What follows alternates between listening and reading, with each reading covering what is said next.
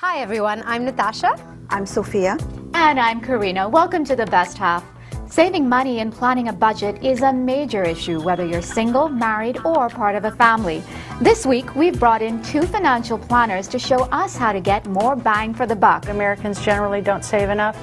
That's a particular problem for women. The only thing that I would say really is to encourage women to take ownership of their financial lives. Also, we'll speak with an esthetician who'll show us some spa treatments on a budget. And if you use a regular milk, just a milk, dipping in you could use a cotton ball or something using on the face. Coming up next on The Best Half.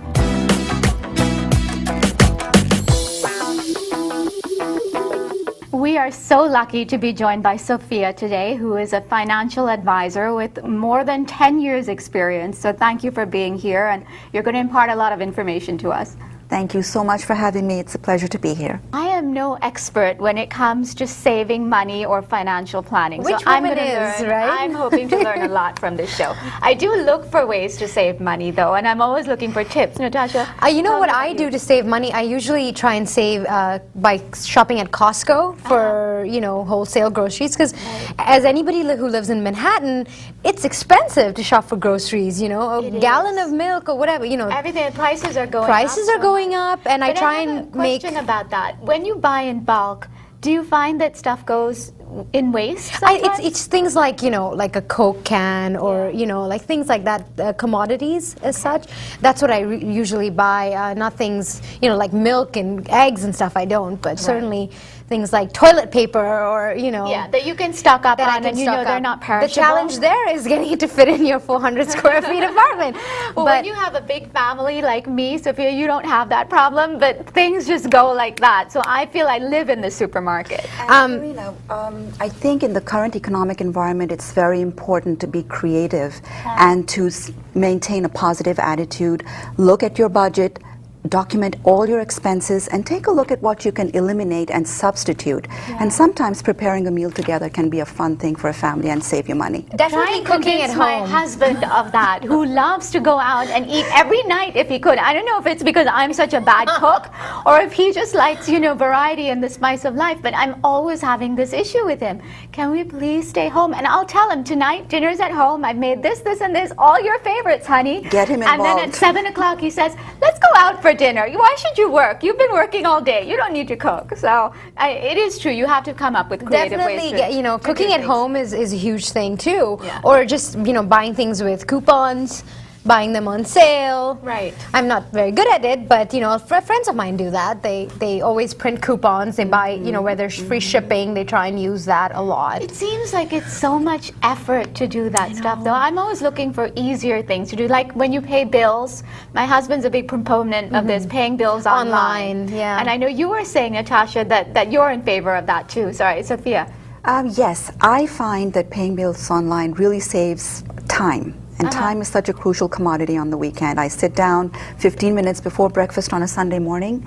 I get that done, then I can enjoy the rest of the day. That's fantastic. Yes. Do you ever think about the future and putting money aside? Because I know now that I have kids, I feel like it's more a priority. And I know things like college funds. I should know more about it, but I'm at the point where I feel like I need to invest. We need to look for alternatives. The stock market has gone south so quickly. Somebody gave me pretty good advice.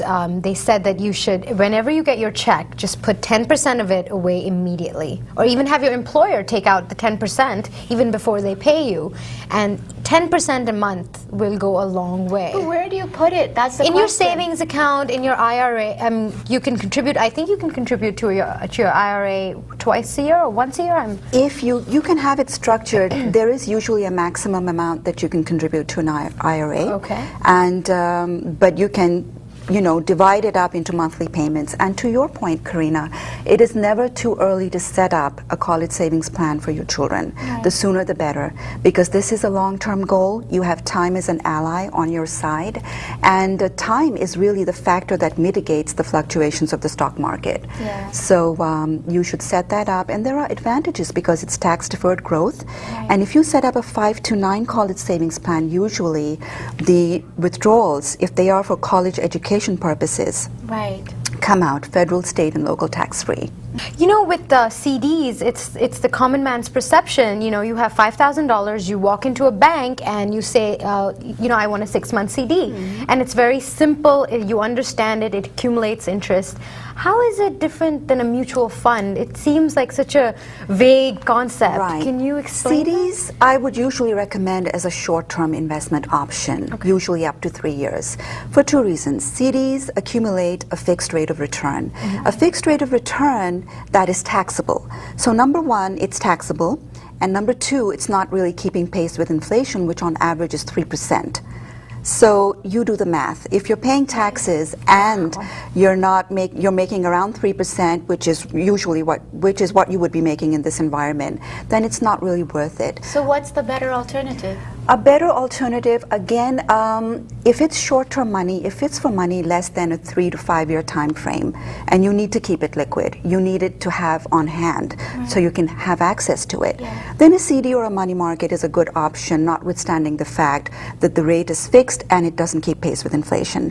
But if you have a longer time frame, And for I a would longer recommend time frame, you're talking 5 years and above, then I would recommend mutual funds. They're a very diversified investment because when you own a mutual fund, you really have stock in I would say a few dozen companies these days. Any mutual fund will have 10, 12, 15 different holdings. But it's almost like you have to take a leap of faith when you do that because, you know, on a daily basis, you look at the stock market and you see it plunging 200 points, going up 100, going down And with a 400. CD, you know it's going to be 5% Exactly. for the 6 months or 1 year. Exactly. And with mutual funds, you don't know what it is. And the Right. other scary thing that a lot of people have mentioned is that it almost seems like a big investment of time to control your mutual fund, to manage Not it. really. And there were a few questions asked here. I'm going to try and address all of them.